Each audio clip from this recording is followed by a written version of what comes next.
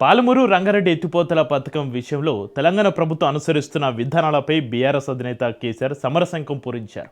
ఎర్రవల్లిలోని తన నివాసంలో ఉమ్మడి మహబూబ్ నగర్, నల్లగొండ, రంగారెడ్డి జిల్లాల ముఖ్య నేతలతోటి ఆయన సుదీర్ఘంగా సమావేశమై పార్టీ భవిష్యత్తు కార్యాచరణను ఖరారు చేశారు. ప్రధానంగా పాలమూరు రంగారెడ్డి ప్రాజెక్టుకు సంబంధించి కాంగ్రెస్ ప్రభుత్వం తక్కువ నీటి కేటాయింపులకు అంగీకరించడం ద్వారా దక్షిణ తెలంగాణ రైతాంగానికి తీరని అన్యాయం చేస్తుందని కేసీఆర్ మండిపడ్డారు. దీంతో ఇక నుంచి ప్రభుత్వ విధానాలపై పోరుబాట పట్టాలని ఉద్యమ పంథాల్లో వెళ్లేందుకు బీఆర్ఎస్ సిద్ధమవుతున్నట్లుగా తెలుస్తోంది.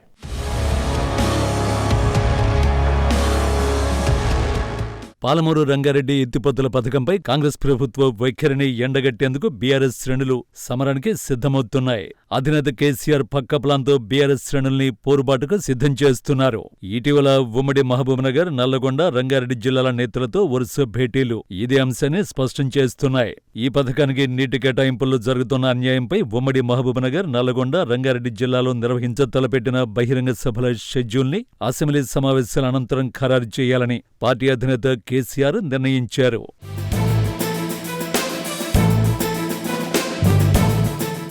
బీఆర్ఎస్ పార్టీ మరో పోరుకు సిద్ధమవుతోంది. పాలమూరు రంగారెడ్డి ఎత్తిపోతల ప్రాజెక్టుకు జరుగుతున్న అన్యాయంపై కేంద్ర రాష్ట్ర ప్రభుత్వాలను నిలదీసేందుకు సన్నద్ధమైంది. అందుకు 3 జిల్లాల్లో భారీ బహిరంగ సభలకు బీఆర్ఎస్ ప్లాన్ చేసింది. చాలా కాలం తర్వాత గులాబీ దళపతి కేసీఆర్ మరో పోరుకు శ్రీకారం చుట్టబోతున్నారు. పాలమూరు రంగారెడ్డి ఎత్తిపోతల ప్రాజెక్టుకు జరుగుతున్న అన్యాయంపై కేంద్ర రాష్ట్ర ప్రభుత్వాలను నిలదీసేందుకు సన్నద్ధమయ్యారు. అందుకు భారీ బహిరంగ సభలు నిర్వహించేందుకు సిద్ధమవుతున్నారు. ఈ మధ్యకాలంలో తెలంగాణ భవన్ వేదికగా కేసీఆర్ అధ్యక్షతన జరిగిన సమావేశంలో పాలమూరు రంగారెడ్డి ఎత్తిపోతల ప్రాజెక్టుపైనే ప్రధానంగా చర్చ జరిగింది. పాలమూరు రంగారెడ్డి ఎత్తిపోతల ప్రాజెక్టుపై మరోసారి ఎర్రవల్లి వ్యవసాయ క్షేత్రంలో కేసీఆర్ అధ్యక్షతన కీలక సమావేశం జరిగింది.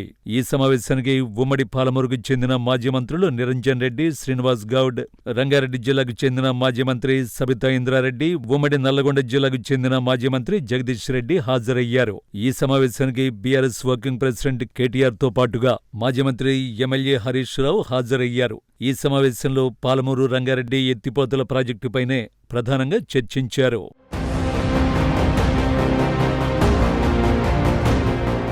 పాలమూరు రంగారెడ్డి ఎత్తిపోతల ప్రాజెక్టుకు జరుగుతున్న అన్యాయంపై 3 జిల్లాల్లో భారీ బహిరంగ సభలు పెట్టేందుకు బీఆర్ఎస్ సిద్ధమైంది.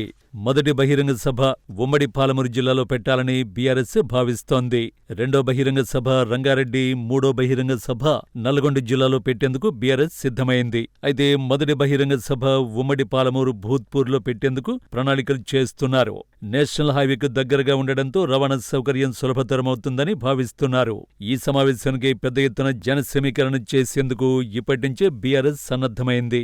రాబోయే అసెంబ్లీ సమావేశాలు ముగిసిన వెంటనే ఈ బహిరంగ సభలను ప్రారంభించాలని కేసీఆర్ నేతలకు దిశానిర్దేశం చేశారు.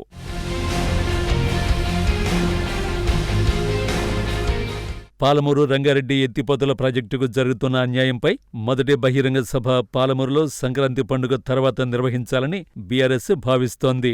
ఆ తర్వాత వారం వ్యవధిలోనే రంగారెడ్డి జిల్లాలో బహిరంగ సభకు బీఆర్ఎస్ శ్రీకారం చుట్టనుంది. రంగారెడ్డి జిల్లా తుక్కుగూడలో సభ ఏర్పాటుకు బీఆర్ఎస్ సిద్ధమైంది. ఆ తర్వాత వారం వ్యవధిలోనే నల్గొండ జిల్లాలో భారీ బహిరంగ సభకు శ్రీకారం చుడుతుంది. నల్గొండ జిల్లాలోని మునుగోడులో సభ పెట్టేందుకు బీఆర్ఎస్ సిద్ధమైంది. ఈ 3 బహిరంగ సభల్లో కేసీఆర్ పాల్గొననున్నారు. ఇక నుంచి ప్రజాక్షేత్రంలో ప్రభుత్వం అవలంబిస్తున్న తీరును ఎండగట్టేందుకు బీఆర్ఎస్ సిద్ధమైంది. ఈ 3 సభల ద్వారా రాష్ట్ర ప్రజలకు గట్టి సంకేతం ఇవ్వాలని బీఆర్ఎస్ భావిస్తోంది. మరోవైపు ఈ నెల 29 నుంచి ప్రారంభం కానున్న అసెంబ్లీ సమావేశాల్లో అసెంబ్లీ సాక్షిగా పాలమూరు రంగారెడ్డి ఎత్తిపోతల ప్రాజెక్టుకు జరుగుతున్న అన్యాయంపై రాష్ట్ర ప్రభుత్వాన్ని నిలదీయాలని బీఆర్ఎస్ భావిస్తోంది.